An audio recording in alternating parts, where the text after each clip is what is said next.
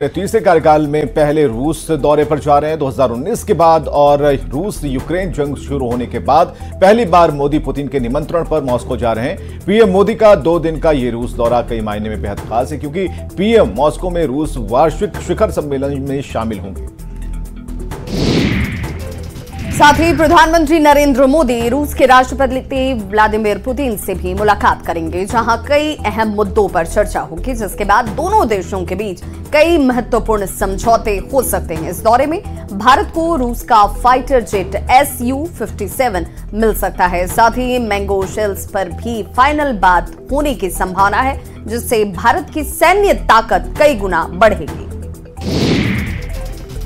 लोकसभा में नेता प्रतिपक्ष राहुल गांधी आज आसाम गए। इस दौरान मणिपुर के पूर्व सीएम ओकराम इबोबे सिंह ने राहुल गांधी का स्वागत किया। असम पहुंचने के बाद राहुल गांधी ने फुलेरताल के यूथ केयर सेंटर में थलाई राहत शिविर का दौरा किया। साथ ही असम प्रदेश कांग्रेस कमेटी के अध्यक्ष भूपेन बोरा के नेतृत्व में एक टीम ने राहुल गांधी को असम में आने वाली बाढ़ का ज्ञापन सौंपा है और उनके असम में आने वाली 12मासी बाढ़ के मुद्दे को संसद में उठाने का आग्रह भी किया। कांग्रेस सांसद राहुल गांधी ने कछार जिले में रह रहे मणिपुर के विस्थापित निवासियों से भी मुलाकात की। असम दौरे के बाद राहुल गांधी मणिपुर गए। मणिपुर दौरे के दौरान राहुल गांधी ने जिरीभम हायर सेकेंडरी स्कूल में स्थापित राहत शिविर का दौरा किया।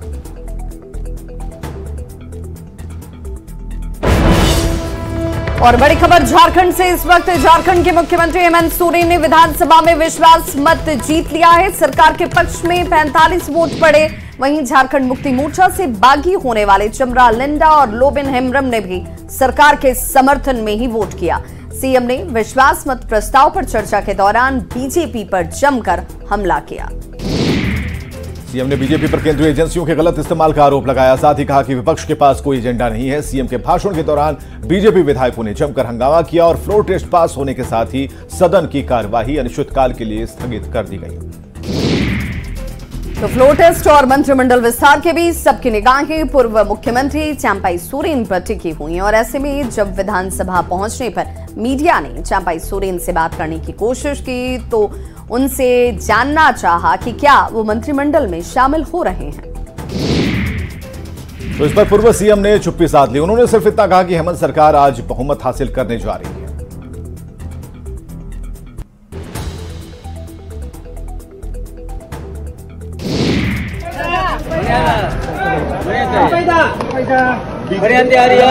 विश्वास मत हासिल करना है। हाँ, निश्चित रूप से हासिल होगा।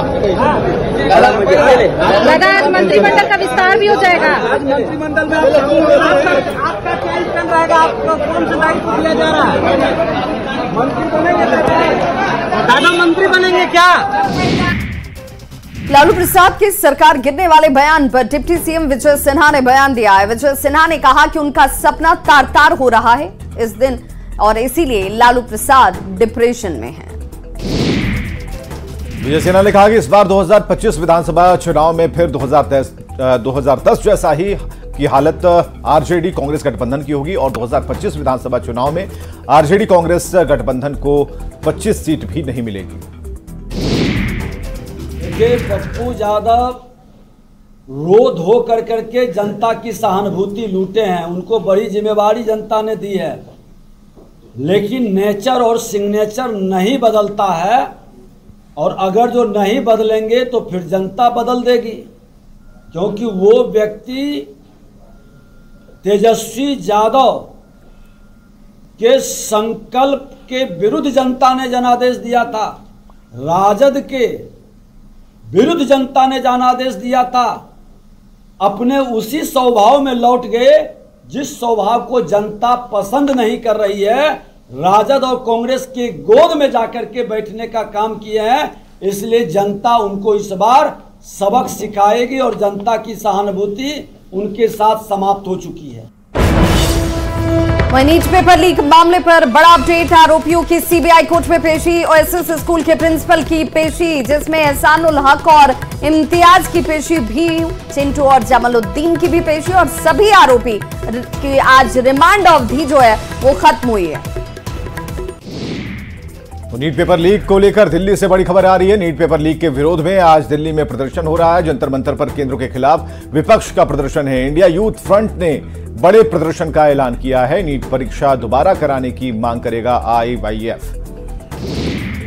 तो नीट यूजी परीक्षा विवाद मामले पर सुप्रीम कोर्ट में सुनवाई जारी है। अनियमितताओं संबंधी 38 याचिकाओं पर सुनवाई जो है इस वक्त होती हुई, इनमें 5 मई को हुई परीक्षा में गड़बड़ी के आरोप वाली और परीक्षा फिर से कराने का निर्देश देने की मांग वाली याचिकाएं शामिल हैं। तकरीबन 24 लाख छात्र कोर्ट के फैसले का इंतजार कर रहे हैं। कई छात्रों ने परीक्षा रद्द करने की मांग को लेकर कोर्ट में याचिका दाखिल की है। कुछ छात्रों की मांग है कि इसे रद्द ना किया जाए। छपरा में सीटेट परीक्षा में फर्जीवाड़े का खुलासा हुआ है। दरअसल भगवत विद्यापीठ केंद्र पर जितेंद्र महतो की जगह हरेराम पांडे परीक्षा देने पहुंचे थे। शुरुआती जांच के बाद उन्हें परीक्षा की मंजूरी दी गई थी, लेकिन मुख्यालय से गिरफ्तारी के आदेश आने के बाद जब जांच की गई तो सबके होश उड़ गए।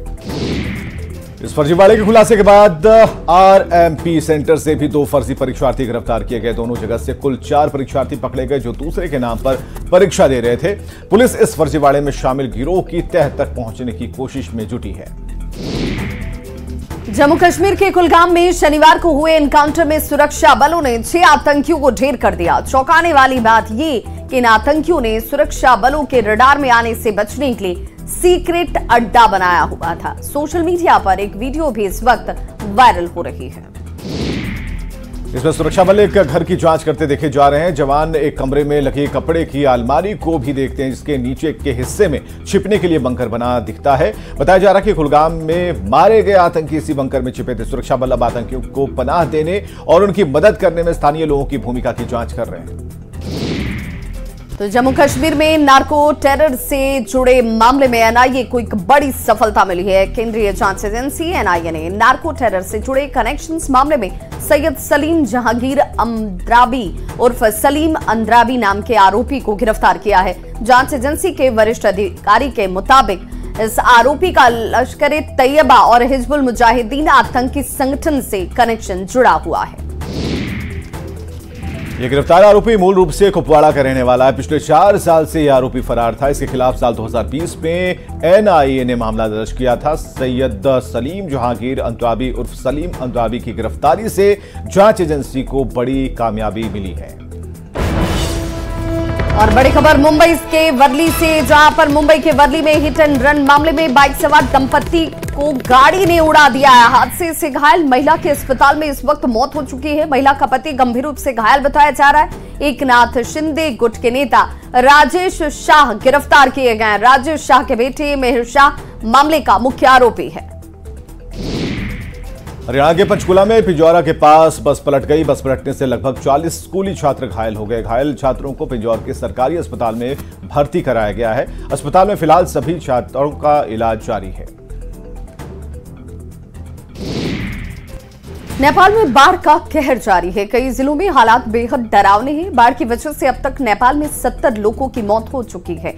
इनमें महज 2 दिन में ही बाढ़ की वजह से 14 लोगों ने अपनी जान गंवा दी। कई रिहायशी इलाकों में बाढ़ के पानी ने कब्जा जमा लिया। इसकी वजह से लोग घरों में कैद होने को मजबूर हैं।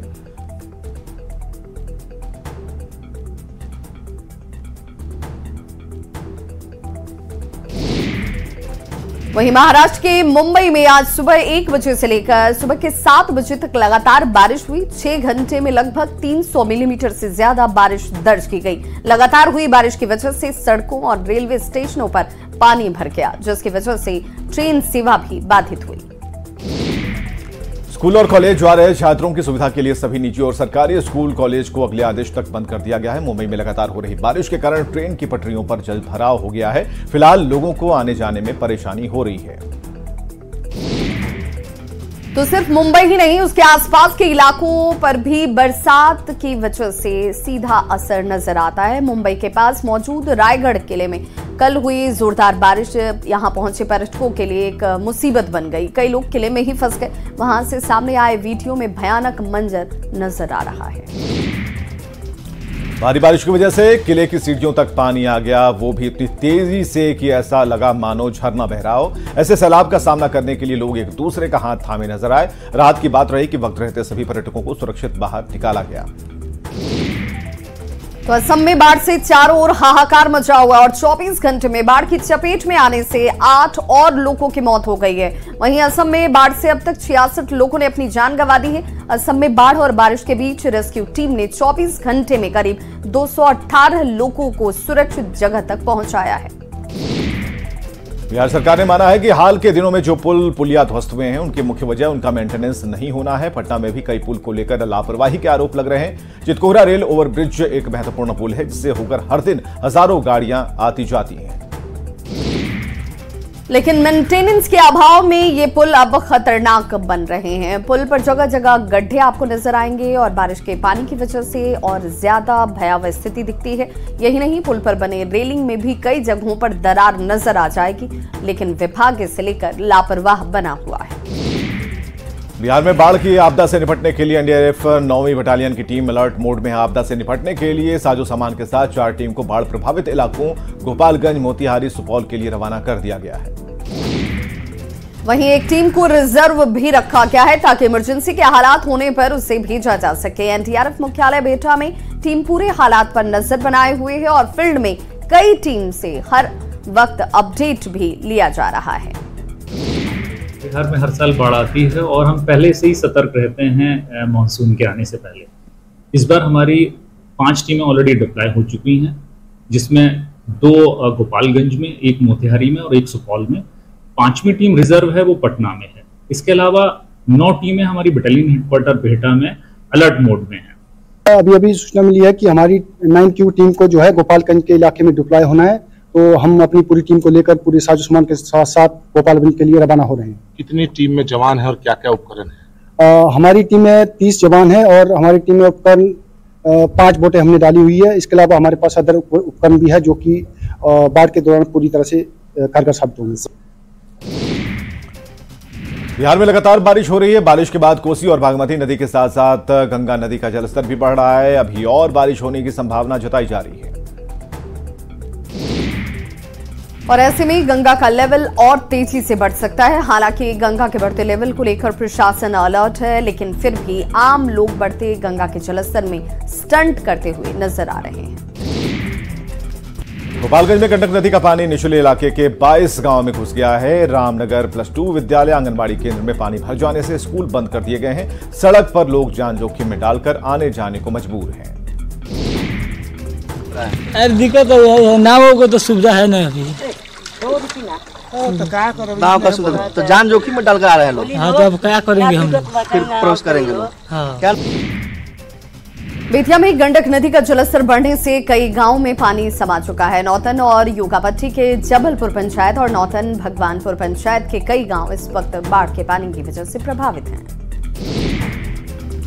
रास्तों पर पानी फैल गया है, इसके कारण लोगों को आने जाने में काफी परेशानी हो रही है। गांव के पानी में लगातार गांव में पानी भरता जा रहा है, जिससे लोग भयभीत हैं। हालांकि जिला प्रशासन की टीम पूरे हालात पर नजर बनाए हुए है।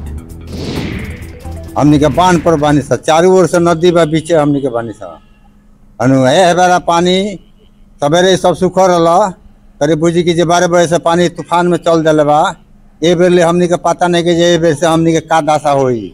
हमनी के दोनों ओर का नदी के बीच में बानी। हमारा नाम देवदत्त राम है। स्थिति बा पानी के तरह बा, हमनी के दिए ठा में बन से त केंग रही पानी से नु हमनी के हरा रही नाव से आवत तो नाव से आवत नहीं थी। नाव ना रही तो हमनी के कौन अकेले चले के भाई। पानी तो बहुत पूरे बढ़ल बाटे।